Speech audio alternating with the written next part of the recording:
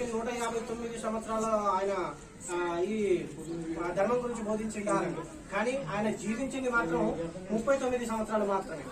1863లో ఆయన జన్మించి 1902 సంవత్సరంలో ఆయన కాలం చెల్లించడం జరిగింది. ఇక ఆయన గురించి ఎంత చెప్పుకున్నా ఇందాక మన ఎంపీటీసీ గారు అక్కడే మన లక్ష స్కూలు, అరుణోదయ స్కూలు ప్రిన్సిపల్ వీళ్ళు కూడా చాలా అద్భుతంగా చెప్పడం జరిగింది. ఆయన గురించి కొన్ని విషయాలు మన జీవితం మొత్తం మన కోసం మన భారత జాతి ఖ్యాతిని నలుమూలల ప్రపంచ దేశాల నలుమూలల ఆయన స్ప్రెడ్ అయ్యేలా చేసిన ఒక మహా యోధుడు, గొప్ప ధీరుడు అని చెప్పుకోవాలి స్వామి వివేకానంద గారికి. అయితే 2 ముక్కల్లో ఒక చిన్న ఎగ్జాంపుల్, మళ్ళీ ఒక 2 ముక్కల్లో ఆయన గురించి తెలియజేయదలుచుకున్నా. మన అమెరికాలో చికాగో అనే దేశంలో సర్వమత మహాసభ జరిగినప్పుడు మన దేశం నుండి అన్ని దేశాల నుంచి వాళ్ళ ధర్మ గ్రంథాలను తీసుకొని అక్కడ వాళ్ళ ధర్మ గ్రంథం గురించి వాళ్ళ దేశ ఖ్యాతిని గురించి తెలియజెప్పి మా దేశం గొప్పది అని చాటి చెప్పే ఆలోచనలో అన్ని దేశాల వాళ్ళు ఆ చికాగో నగరానికి పోవడం జరిగింది. అయితే మన దేశం నుంచి ఎవరిని పంపిద్దామనే ఆలోచనలో ఉన్నప్పుడు బెంగాల్ నుండి మన స్వామి వివేకానంద గారిని ఆయన గుర్తుకొచ్చిండు. ఆయన అయితే పర్ఫెక్ట్ అనే ఉద్దేశంతో ఆయన్ని మన దేశం నుండి పంపించడం జరిగింది, మన భగవద్గీత గ్రంథం తీసుకొని. అదే ముందుగా మనకేంటంటే మన స్వామీజీలకు టైం సెన్స్ పర్ఫెక్ట్ గా ఉంటుంది అనమాట. మనం టైం ని బరాబర్ ఫాలో అవుతుంటాం. కాబట్టి అందరికంటే ముందుగానే స్వామి వివేకానంద గారు అక్కడ చికాగో నగరానికి పోయి అక్కడ ఉన్న టేబుల్ ఎక్కడైతే మీటింగ్ అరేంజ్ చేశారో ఈ విధంగా అక్కడ ఒక టేబుల్ మీద బుక్ ని వాళ్ళ ధర్మ గ్రంథాన్ని పెట్టడం జరిగింది. అయితే ముందుగా ఏదైనా స్వామి వివేకానంద గారు కూడా మన భగవద్గీత గ్రంథం ఏదైతే ఉందో ఆ గ్రంథాన్ని అక్కడ టేబుల్ మీద పెట్టడం జరిగింది. తర్వాత అన్ని దేశాల వాళ్ళు వచ్చి ఆ గ్రంథాలని అట్లా ఒక్కొక్క గ్రంథం మీద ఒక్కొక్క గ్రంథం మీద అట్లా పెట్టడం జరిగింది. తర్వాత అక్కడ వచ్చిన వాళ్ళందరూ ఎక్కడొచ్చారంటే సూట్లు బూట్లు వేసుకొని ఒక స్టైలిష్ గా రావడం జరిగింది, వాళ్ళ సాంప్రదాయాన్ని అనుసరిస్తూ. అయితే మన హిందూ సాంప్రదాయం, మన సనాతన ధర్మం సాంప్రదాయం ఏంటంటే కాషాయం. ఆ కాషాయ వస్త్రాల్లో ఆయన నిండుగా పూర్తి కాషాయ వస్త్రాల్లో ఒక సాధువు రూపంలో అక్కడికి పోవడం జరిగింది. ఆయన అప్పటి నుంచి ఇప్పటి వరకు మన భారతదేశం అంటే అన్ని దేశాల వాళ్ళకి చిన్న చూపే. అప్పుడు ఆయన వేషధారణ చూసి కూడా వాళ్ళు నవ్వుకోవటం, భారతదేశం అది పేద దేశం అని ఏడవటం, మన దేశం మీద పడి ప్రపంచానికి మార్గదర్శకమైన మన విశ్వగురు భారతదేశం అనే విషయాన్ని మరిచి మనల్ని హేళన చేయడం జరిగింది ఆ సందర్భంలో. అయినా కానీ ఏమాత్రం క్షమించని స్వామి వివేకానందుడు అట్లనే ఉండిపోయిండు. ఇక సభ స్టార్ట్ అయింది. సభ స్టార్ట్ అయ్యే సమయంలో అందరూ అక్కడ నుంచున్న వాళ్ళందరూ మన దేశాన్ని టార్గెట్ చేసి హేళన చేస్తున్న సమయంలో చూసా మీ భగవద్గీత అన్నిటికంటే కింద ఉన్నది, మా గ్రంథాలు పైన ఉన్నాయి, అంటే మీ దేశం ఎప్పటికైనా కిందే, మా దేశం పైనే అని అన్నప్పుడు ఆయన ఏం మాట్లాడకుండా ఆయనకి ఎప్పుడైతే అవకాశం వచ్చిందో ఈ విధంగా మాట్లాడటానికి ఆ అవకాశం వచ్చినప్పుడు ఆయన అక్కడికి పోవడం జరిగింది. వాళ్ళందరూ వాళ్ళ భాషల్లో ఏమని మాట్లాడారంటే మై డియర్ ఫ్రెండ్స్ అని చెప్పి వాళ్ళు భాషణ ఇవ్వడం జరిగింది. కానీ మన స్వామి వివేకానంద గారి దగ్గరికి వచ్చేసరికి అక్కడ వాళ్ళందరికీ తెలిసింది అదే. ఎవరైనా సభని ఉద్దేశించి మాట్లాడేటప్పుడు మై డియర్ ఫ్రెండ్స్ అని మాట్లాడటం వాళ్ళ ఆనవాయితీ అనమాట. అదే విధంగా మన సనాతన ధర్మం భారతీయ సంస్కృతి పద్ధతిలో ఏంటి మన ధర్మం అని అంటే అక్కడికి వెళ్ళిన తర్వాత ఆయన ఫస్ట్ ఆఫ్ ఆల్ ఆయన చెప్పింది ఒకటే మాట. మన భగవద్గీత గ్రంథం ఏదైతే ఉందో ఆ భగవద్గీత గ్రంథాన్ని గబక్కన ఇట్లా గుంజేసింది.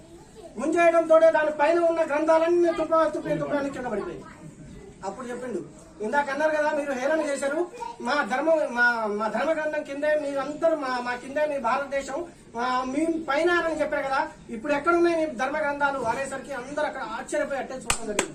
అంటే ప్రపంచ దేశానికి పునాది, ప్రపంచ దేశానికి మార్గం చూపించిన, ప్రపంచ దేశానికి నాంది అయిన భారతదేశం ఎప్పటికైనా అక్కడే ఉంటది కానీ ఈ కింద ఉండదు అనే విషయాన్ని అక్కడ చెప్పడం జరిగింది. అలాంటి మహాయోగులు చెప్పడం కాదు, చూపించడం జరుగుతుంది. కాబట్టి ఆ విధంగా ఆయన అక్కడ చూపించారు ఒక విషయం. ఇంకో విషయం ఏం చెప్పిందని అంటే సభ స్టార్ట్ చేసేటప్పుడే ఆయన my dear brothers and sisters అన్నారు.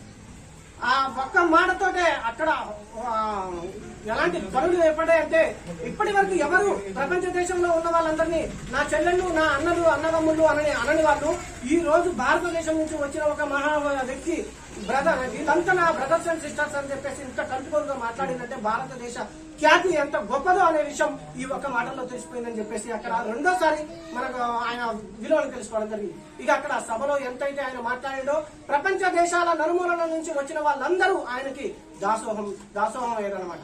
అలాంటి గొప్ప ఖ్యాతి మన భారతదేశ సంస్కృతిని అక్కడ ప్రపంచ దేశాలకు తెలియజేసిన మహావీరుడు ఆయన. ఇక ఇప్పుడు మధ్యలో అంటే మరి స్వామి వివేకానందుడు ఏం చేశారంటే మన భారతదేశ సనాతన హైందవ సంస్కృతి ఏదైతే ఉందో ఆ సంస్కృతి సాంప్రదాయాన్ని ప్రపంచ దేశాలకు తెలియజేసింది. మన ధర్మం, మన సనాతనం మన ఎంత గొప్పది అనే విషయాన్ని ప్రతి ఒక్కరికి ప్రపంచ దేశాల్లో నలుమూలలో ప్రతి ఒక్క వ్యక్తికి తెలిసేలా చేసిన గొప్ప స్వామీజీ ఆయన స్వామి వివేకానందుడు.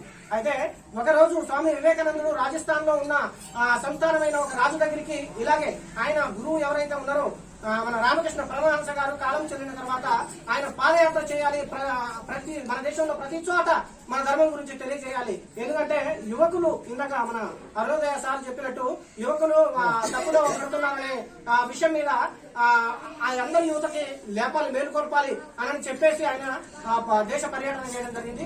ఆ పర్యటనలో రాజస్థాన్ లో ఉన్న మహారాజు ఆస్థానానికి వెళ్ళడం జరిగింది. అప్పుడేంటంటే మొఘలాయులు బ్రిటిష్ వాళ్ళు బాగా పూర్తిగా స్ప్రెడ్ అవడం జరిగింది. అలాంటి సందర్భంలో మన సనాతన ధర్మాన్ని అట్టడుగులో ఉంచడం జరిగింది. కాబట్టి ఆ రోజు ఆస్థానంలోకి పోయినప్పుడు ఆ రాజులు కూడా ఎలాంటి వాళ్ళు అంటే సామంతుల రాజులు, మొఘలాయులకి బ్రిటిష్ వాళ్ళకు సామంతులుగా మారిపోయిన రాజులు అన్నమాట వాళ్ళు. కాబట్టి వాళ్ళ ధర్మాన్ని ఉద్దేశించి మాట్లాడటమే జరిగింది, కానీ మన ధర్మాన్ని గొప్పగా చెప్పడం వాళ్ళకి రాదు తెలిసిన. ఎందుకంటే భయం అనే గుప్పెట్లో వాళ్ళు బతుకుతున్నారు. కాబట్టి అలాంటి చోటకి ఆయన వెళ్ళినప్పుడు స్వామి వివేకానంద వెళ్ళినప్పుడు ఈ విషయం నేను ఎందుకు చెప్తున్నానంటే ఈ మధ్య కాలంలో చాలా మంది ఏం చేస్తున్నారు, మన ధర్మాన్ని హేళన చేస్తూ, మన ధర్మాన్ని అవహేళన చేస్తూ, మన దేవతా విగ్రహాలను తొలగాడుతూ, మన విగ్రహాలకి ఎందుకు పూజించాలి, విగ్రహాలను ఎందుకు దండం పెట్టాలి, ఈ విగ్రహాల్లో ఏమున్నది, ఈ విగ్రహాలను దండం పెట్టడం ఏంటి, మూర్ఖత్వం అని చెప్పి చెబుతున్న ఈ కాలంలో ఆ రోజే ఆయన ఒక గొప్ప విషయాన్ని తెలియజేయడం జరిగింది. అయితే ఆ రాజు ఆస్థానంలోకి పోయినప్పుడు ఆ రాజు ఆయన వస్త్రధారణ చూసి ఆయన చూడటంతో ఈయన పరమ హిందువు అని చెప్పేసి, మేము విగ్రహాలను పూజించే వాళ్ళని, పటాలను పూజించే వాళ్ళని, చెక్కను పూజించే వాళ్ళని, గాలిని వీటిని ధూళిని అని పూజించే వాళ్ళని మేము నమ్మం, అలాంటి మూర్ఖత్వంలో పడుతున్నా, మీరు మేల్కొని బయటికి రండి అని చెప్పి స్వామి వివేకానంద గారి ముందు అనేసరికి ఆ రాజు ఈయన ఒక్కసారి పగలబడి నవ్వడం జరిగింది. నవ్వి వెంటనే ఏమన్నాడంటే ఆయన మంత్రి గారు ఇక్కడ రాజుగారి పటం ఉన్నది కదా ఫోటో, ఆ ఫోటోని ఒకసారి తీయండి అని చెప్పి ఆ రాజుగారి ఆస్థానంలోని ఆయన వెంటనే భయపడుతూనే ఆయన రాజుగారి ఫోటో తీయడం జరిగింది. ఫోటో తీసిన తర్వాత ఆ ఫోటో మీద ఉమ్ము వేయండి అని స్వామి వివేకానంద గారు అంటం జరిగింది. ఉమ్ము వేయండి అనేసరికి అప్పుడు రాజరికం ఎట్లా ఉండేదో, రాజరిక పాలన ఎట్టుందో మనందరూ తెలిసిన విషయమే. ఏమన్నా చిన్న తప్పిదాలకే చేతులు నరికేయటం, కళ్ళు పీకేయటం, మెడలు నరికేయటం అలాంటి దారుణమైన శిక్షలు ఉండేవి ఆ టైంలో. వెంటనే ఆయన మంత్రులు భయపడటం జరిగింది. భయపడి ఏంటి ఆయన పటం మీద ఉమ్ము వేయటం ఏంటి అని చెప్పేసి అట్లా ఆలోచించడం జరిగింది. వేసరికి అప్పటికే రాజు క్రోధులైపోయాడు, కోపాగ్రహంలో మునిగి తేలుతుంది. అరే నా పటం మీద ఉమ్మేయమంటే అని చెప్పేసి ఇంకేం జరిగిద్దో చూద్దామని చెప్పేసి అట్లానే కూర్చోవడం జరిగింది. స్వామి వివేకానందుడు వేయండి ఎందుకు వేయట్లేదు అని అంటే, ఎట్లా వేయనండి మా ప్రభువు ఆయన మహారాజు, ఆయన రాజు ఫోటో మీద నేను ఉమ్మి వేయటం ఏంటి అని అంటే, నువ్వు ఇప్పుడు ఉమ్మి ఎందుకు వేయట్లేదు అని అంటే, ఆ పటంలో ఉన్న రాజు మీకు ఎదురుగానే రాజు ఉండగా ఈ పటం మీద ఎందుకు ఉమ్మి వేయట్లేదు మీరు అని అంటే, మీ ఎదురుగా ఉన్న రాజు ఎవరైతే ఉన్నారో ఆ రాజుని మీరు ఒక ఫోటోలో చూసుకుంటున్నారు. ఆ రాజు మెట్ల నుంచి గబగబాని దిగొచ్చి ఆ స్వామికి సాక్షాంగా ప్రణామం చేసింది కాళ్ళ మీద. అంటే నాకు ఈ ఒక్క మాటలోనే విగ్రహాలను, పటాలను, ఈ పంచభూతాలను ఎందుకు పూజించాలి అనే విషయాన్ని ఒక్క ముక్కలో తెలియజేశారు స్వామి, నాకు అర్థమైపోయింది అనని ఆయనకి సాష్టాంగంగా ప్రణామం చేసి ఆ రోజు తెలియజేసిండు విగ్రహాలను ఎందుకు పూజించాలి అని. మీరు పొట్టంలో ఉన్న రాజుని ఎలా అయితే మీరు నమ్మి ఆయన రాజు అని చెప్పి మీరు గొప్పగా ఆలోచిస్తారో, అట్లనే మాకు ఈ ప్రపంచంలో మన దేవుళ్ళు ప్రతి చోట వ్యాప్తి చెంది ఉన్నారు. అంటే ప్రతి చోట వ్యాప్తి చెంది ఉన్నారు అని అంటే మనకు ఒక స్థానం కావాలి. ఎలా అయితే మనం ఉండటానికి గూడు కావాలో అట్లనే మనం మొక్కుకోవాలి, మన బాధలు తీర్చుకోవాలి, మన బాధలు సమస్యలను చెప్పుకోవాలి అని అంటే మనకు ఒక స్థానం కావాలి అని అంటే ఆ స్థానాన్ని ఒక విగ్రహ రూపంలో చూడటం జరిగింది. ఆ విగ్రహాన్ని గుడిలో పెట్టి ప్రతిష్ఠించి ఆ పూజలు చేయడం జరిగింది. అలాగే పంచభూతాలు, ఈ చెట్లు చేమలు అన్నింటిలో మనం దేవతలను చూసుకొని ఒక గర్వంగా పూజలు చేసిన ఒక సనాతన ధర్మం పవిత్ర భారతదేశంలో మన హిందూ భూమి మీద ఇవన్నీ జరుగుతున్నాయి అంటే ఎంతో మనం గర్వించదగ్గ భూమి మీద పుట్టి ఇలాంటి తప్పుదోవలు దొక్కుతున్నాం. కాబట్టి ఇప్పటికైనా విగ్రహారాధన చేయకూడదు అని అనుకునే వాళ్ళు తప్పకుండా దీన్ని తెలుసుకొని మీ యొక్క పరమార్థాన్ని, జీవితాన్ని సార్థకం చేసుకునే దారిలో మార్గంలో నడవాలి. ఆయన స్వామి వివేకానంద వారు కూడా ఇదే చెప్పారు. మీరు ఏదైతే సమస్య వస్తుందో ఆ సమస్య తీరేంత వరకు అస్సలు నిష్క్రమించకండి, మీరు ప్రయత్నం చేస్తూనే ఇవాటి యువతే రేపు రాజాన్ని వేరే మహా యోధులుగా మిగిలిపోవాల్సిన సుగణర్గం అని చెప్పి యువకులను తట్టి లేపిన మహానీయుడు మన స్వామి వివేకానంద మహారాజు. ఆయన గురించి ఇంకా ఎంత చెప్పినా తెలంగాణ వచ్చిన మన అంతా పెద్దలకి, అలాగే మన పెనుమల నుంచి వచ్చిన మన వాళ్ళందరికీ, ఇక్కడ ఎంపీటీసీ గారికి, సర్పంచ్ గారికి, ఉప సర్పంచ్ గారికి పేరున ప్రతి ఒక్కరికి ధన్యవాదాలు తెలియజేసుకుంటూ, నేను ఇవాళ గుజరాత్ నుండి వస్తున్నా. నిన్న ఒక కార్యక్రమం, రేపు స్వామి వివేకానంద. చివరిగా ఒక మాట చెప్తానా, శ్రీరామ్ దళ్ హిందూ సేన అంటే ఒకప్పుడు ఉండే, ఇప్పుడు శ్రీరామ్ దళ్ ధర్మ జాగరణగా నేషనల్ లెవెల్లో రిజిస్ట్రేషన్ మొన్న కంప్లీట్ చేసుకుంది. భారతదేశం శ్రీరామ్ దళ్ స్థాపించిన తర్వాత 2 నెలల్లో కర్ణాటక, మహారాష్ట్ర, గుజరాత్, తెలంగాణ, ఆంధ్రప్రదేశ్ లో స్ప్రెడ్ అయిపోయింది. ప్రతి చోట కార్యకర్తలు ఈ రోజు కార్యక్రమం చేస్తున్నారు. ప్రతి చోట శ్రీరామ్ దళ్ సభ్యులు హిందూ ధర్మ రక్షణ కోసం పాటుపడుతున్నారు. ప్రతి ఒక్కరు మేము మీ సంస్థలో చేరుతామని ముందుకు వస్తున్నారు. మా సంస్థకి ముఖ్య కర్త కర్మ క్రియ మన శ్రీరామచంద్రుల వారు అయితే మా శ్రీరామ్ దళ్ ఎవరిని ఆదర్శంగా తీసుకొని ముందుకెళ్తున్నానంటే స్వామి వివేకానంద వారిని ధర్మ బోధన చేసిన వ్యక్తిని, అలాగే ఛత్రపతి శివాజీ మహారాజుని ధర్మ రక్షణ చేసిన మహారాజుని మేము ఆదర్శంగా తీసుకొని ఈ రోజు శ్రీరామ్ దళ్ ముందుకు పోవడం జరుగుతుంది. ఎంతో మంది పెద్ద పెద్ద వాళ్ళు శ్రీరామ్ దళ్ చేరి ముందుకు నడుస్తామని చెప్పేసి ఎక్కడి నుంచో ఫోన్లు చేసి వాళ్ళు కూడా ఈ సంస్థలో జాయిన్ అవుతామని చెప్తున్నారు. అదొక గొప్ప విషయం. శ్రీరామ్ దళ్ కి ఈ రోజే మాకు బాండ్ పేపర్లు కూడా ఇస్తున్నారు. ఇంకో గొప్ప విషయం ఏంటంటే ముంబైలో ఉన్న క్రిమినల్ లాయర్, అతిపెద్ద లాయరు, ఆయన మా ఆదర్శాలు మన ఆలోచనలు ఆదర్శ విషయాలు ఏవైతే ఉన్నాయో వాటిని ఆయన ఆదర్శంగా తీసుకొని నాకు ఎంత ఖర్చు అయినా 52,000 రిజిస్ట్రేషన్ కి నేషనల్ లెవెల్ లో ఖర్చు అయింది, ఆ ఖర్చు మొత్తం నేనే భరిస్తానని చెప్పేసి ఆయన ₹1 కూడా తీసుకోకుండా ఈ రోజు నేషనల్ లెవెల్లో మన జాతీయ స్థాయిలో శ్రీరామ్ దళ్ రిజిస్ట్రేషన్ చేసి ఇవాళ బాండ్ పేపర్లు వాళ్ళు చెప్తాను. మా శ్రీరామ్ దళ్ కార్యకర్తలకి నేను రేపు వస్తున్నా, మనం స్వామి వివేకానంద గారి జయంతి, మనకు ధర్మబోధన చేసిన ఆ గొప్ప వీరుని జయంతి మనం చేయాలి అంటుంటే మన శివ, మహేష్, అక్షయ్, ఇట్లా మన నాగరాజు వీళ్ళంతా కలిసి ప్రతి పెద్ద మనుషుల దగ్గర పోయి గ్రామంలో ఉన్న అందరితో కలిసి రేపు కార్యక్రమం ఉంది మీరంతా రావాలని చెప్పడంతో చెప్పి ఎంతో కృషి చేశారు వాళ్ళు. వాళ్ళకు కూడా శ్రీరామ్ దళ్ సభ్యులకు కూడా ప్రత్యేకంగా ధన్యవాదాలు తెలియజేసుకుంటూ సభను ముగిస్తూ జై శ్రీరామ్. స్వామి వివేకానంద 159వ జయంతిని పురస్కరించుకొని ఈ మంచి కార్యక్రమాన్ని కొనసాగిస్తున్నటువంటి శ్రీరామ్ దళ్ కమిటీ సభ్యులందరికీ కూడా మరియు ఈ యొక్క కార్యక్రమానికి విచ్చేసినటువంటి మన అందరికీ కూడా పేరు పేరున ధన్యవాదాలు తెలియజేస్తున్నాము. ఆయన స్వామి వివేకానంద గురించి చెప్పాలంటే ఎంత చెప్పినా తక్కువే, నిరంజన్ గౌడ్ చెప్పినట్టుగా. ఎందుకంటే మన యువతకి ఎంతో మందికి స్ఫూర్తిదాయకంగా ఆయన నిలిచారు. ఆయన వాక్యాలు గాని ఆయన స్పీచ్ గాని మనం ఒకసారి యూట్యూబ్ లో చూస్తే తెలుస్తుంది. ఎంతో మందికి ఎన్నో విధాలా కూడా చాలా వరకు కూడా మన ఆయన ఒక స్ఫూర్తిదాయకం అనేది ఎంతో గొప్పది. ఎందుకు అంటే మనం ఎటువంటి నెగిటివ్ పొజిషన్ లో ఉన్నా గానీ ఆయన చెప్పినటువంటి సూక్తులు గాని ఆయన చెప్పినటువంటి విషయాలు గాని మనం ఒకసారి చూసినా విన్నా గానీ మనలో రెట్టింపు ఉత్సాహంతో మనం వర్క్ చేస్తాం అన్నమాట. చాలా మంది యువత పక్కదారి పడుతుంది. ఇప్పుడున్న పరిస్థితిలో సెల్ ఫోన్ కి ఎడిట్ అవుతున్నారు, తాగుడికి బానిస అవుతున్నారు, ఎన్నో విధాలుగా చెడిపోతున్నారు.